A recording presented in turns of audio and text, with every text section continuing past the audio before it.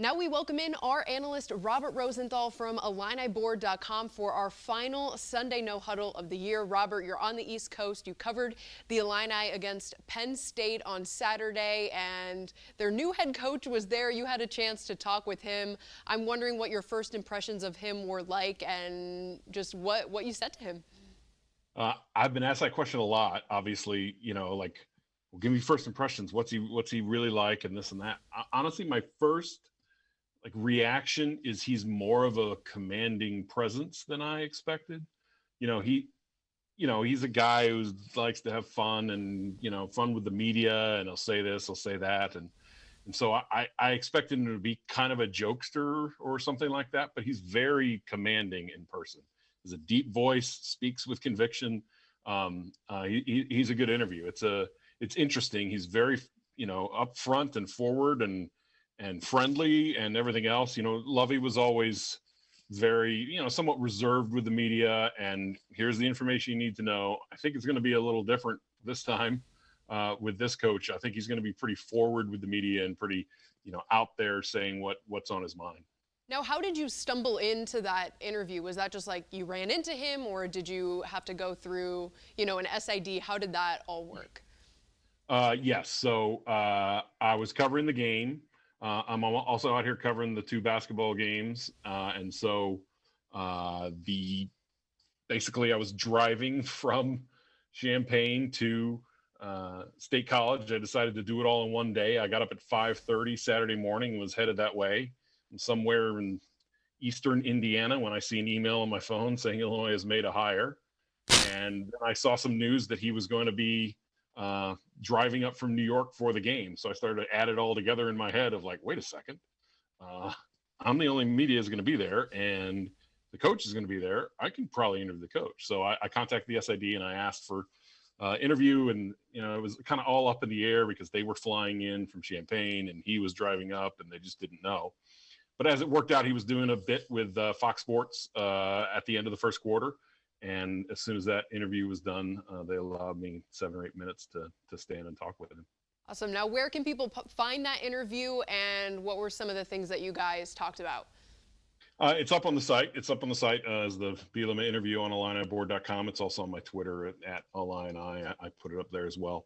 And we just talked. I just wanted to get some sense of what it was like for him going back to college. He's done a few years in the NFL after the Arkansas job. It seemed he was pretty happy in the NFL. And, so I kind of wanted to know why back to college. What will it be like for you and your wife? And you have 2 little girls. Are you're going to be leaving the New York Giants and living, in the New York City area, and you're going to be back to a small town, or at least a college town? Obviously not what the area he's living in now. And he said, for his wife, he said she couldn't be more excited.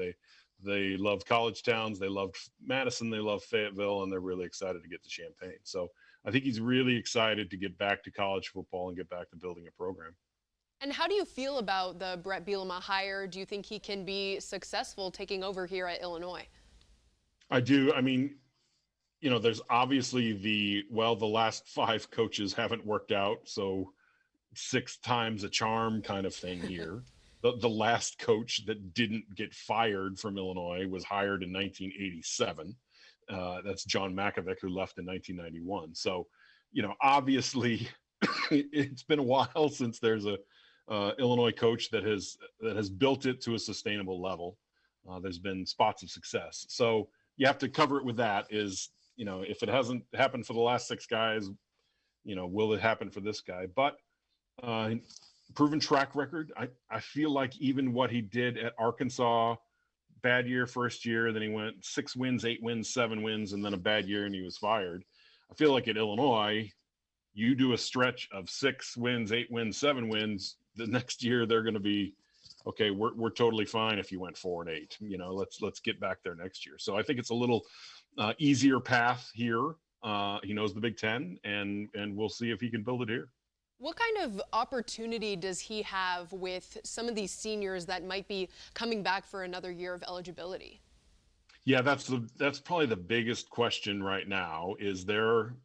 Look, we saw in the Penn State game, when a couple guys are out here and there, the depth has issues, and there were walk-ons on the field, and Kirby Joseph had to move mid-season from wide receiver to safety, and then he's starting, and there's some real depth issues, and he kind of has the opportunity here to fix some of that depth by asking some of these seniors, hey, since this year didn't count, NCAA is giving you another year of college football. Can you take it? If you want to take advantage of it, we'd love to have you, fill some of those gaps, because otherwise he's going to have to turn to the transfer portal, and he's going to have to look to maybe junior college football, things like that, since the recruiting classes are mostly done for this season. No, I don't think Illinois made a very good first impression on him. The game almost was put on the back burner this week just because of all the news. But what do you think was going through his mind? I don't know if you talked to him a little bit about this. I mean, just watching this team play and maybe his first glimpse at them. Yeah, so when we talked, it was early second quarter. And he had been I think he did another interview, maybe he had been doing this and then he had to go do this. I don't think he had watched much of the game at that point, just because of, hey, coach, we need you here, and then we're going to have you do this, and then you need to be here down in the tunnel to talk to Fox Sports and everything else. So I'm not sure he had watched much of it. Now, after I rode the elevator up with him, and he was headed to Josh Whitman's suite in the tower there, and so that's where he watched the rest of the game. So he didn't see Illinois score. Illinois had 21 at the time and ended with 21. So I'm sure, by the time he got to that suite, I'm guessing it was probably 42-21.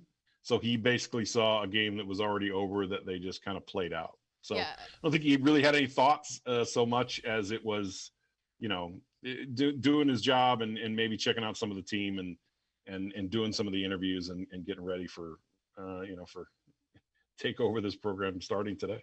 Yeah, I will say though, the first quarter of the game was pretty fun to watch, just the back and forth kind of offensive battle that there was. Yes, it was crazy. Like, when it was 21-14 after 9 minutes or something, you started thinking, is this going to be one of those 67-65 games? Like, neither team has been able to stop. Now, Illinois was done scoring after that, and so it wasn't that game. But look, it was fun for me to watch. There was a game in 2011 when Ron Zook was pretty much fired, but they had one game left. It wasn't like this one where the coach had already been fired. But Illinois had lost 5 in a row. They were going to Minnesota. Minnesota was 2-9 at the time. You were thinking, oh, at least Illinois is going to show up in this game. At least there's going to be something. They had 150 total yards of offense the whole day. They lost horribly to a bad team. You could see that the season was over. Everyone knew the coach was fired. It was just a really lazy, let's just get to the end game. So to see Illinois come out, to see these guys who just went through watching their coach get fired, there's 2 coaches gone. There's a guy who's never called a defense before, coordinating the defense. There's, all this upheaval this week. They just found out in the morning before they play that they have a new coach, but they haven't met him yet. For them to come out like that and play good in the first quarter and take a lead and everything else, it was just fun to see. They were obviously overmatched, and that's fine, and that's why there's a new coach. But it was nice to see them, show some fight and show some spunk and a couple trick plays here and there and take a 21-14 lead. 56-21, I don't think that's the way anyone wants to end the season, but do you see anything that's maybe a little bit hopeful for the future as Illinois gets ready to head into this new era? You saw it with Isaiah Williams, and those first 3 touchdown drives were like, oh, wow, that's what this kid can do. And again, it's not just the seniors that get a freebie year this year and can come back next year. Isaiah Williams returns as a freshman next year, if he returns, obviously, the coaching changes, who knows, but he would return as a 3rd-year freshman and have 4 years of eligibility. He could have, he could be a 4-year starting quarterback at Illinois, and he's starting as a 3rd-year player in 2021. So it's a different situation given everything that this COVID rule has has done that a lot of these guys have another opportunity to come back and play longer careers. And a guy like Owen Carney, if he were to come back, he didn't get a redshirt year, had to play as a true freshman in 2017, finally started to put together this year, second team All Big Ten.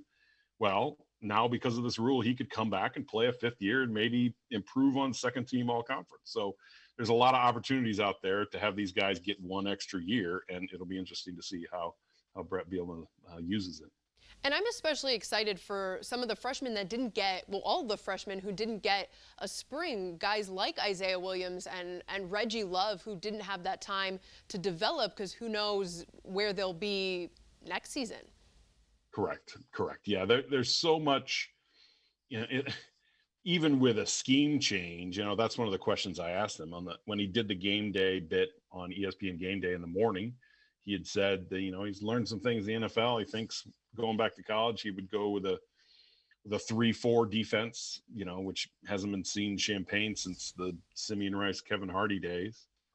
And so, that's interesting. Okay, well, who is coming back for that? And what players do you have? And what seniors can you convince? And what about getting these injured guys back? So there's all these questions of roster and who sticks around. And, does he, junior college football is playing in the spring. Will there be 10 guys who emerge as JUCO players who could really help a team? And would it be helpful for Illinois to have scholarships for that? And so there's just so much upheaval with not knowing what this, the transfer rule is supposed to change in January to where players would be able to transfer, no questions asked, don't have to sit out. Everybody more or less gets a waiver. The first time you transfer, you are eligible the next season. If that passes, it's free agency in college football. So if he wanted to, he could go look at the roster from Tennessee to Washington and who cares and say, all right, here's the holes. Here's what we need.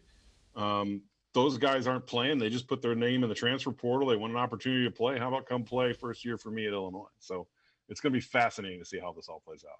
Right, but I think that's a double-edged sword as well, because then that opens up the opportunity for, okay, these Illinois guys that maybe didn't get the opportunity here and might leave, which is inevitable, I think is going to happen. Some players are going to leave after this season. Absolutely, yes. And who is connected to, what assistants stick around, how many of those players came because that assistant was here. There's just so much that goes into this.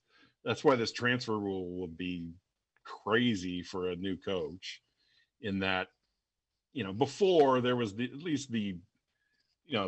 was no incentive. Well, I'll say it this way, like every player had to sit out if they transferred, and so you thought about it, you said, I'm not sure, came here to play for this coach is gone, I'm not sure what I'm going to do, but I don't know if I want to transfer, because do I really want to stand on the sideline for an entire year and not be able to play? Now that those players can play wherever, whenever, they fired my coach. I've got an opportunity at Virginia Tech. I'm just going to go take it. I'm just going to go play there next year. And, it's just like normal free agency in the NFL. I played for this team one year and I'll go play for that team the next year. So it'll be really interesting how many players just say, hey, new coach, I'm going to go elsewhere. So we'll see. All right. Well, Robert, thank you so much. It's been a great season. We've got a great season ahead of us. It's been a pleasure doing Sunday No Huddle with you this season. And as always, you can find Robert Rosenthal and more of his content on IlliniBoard.com. Robert, thank you so much. Appreciate it, Marlee. Thanks.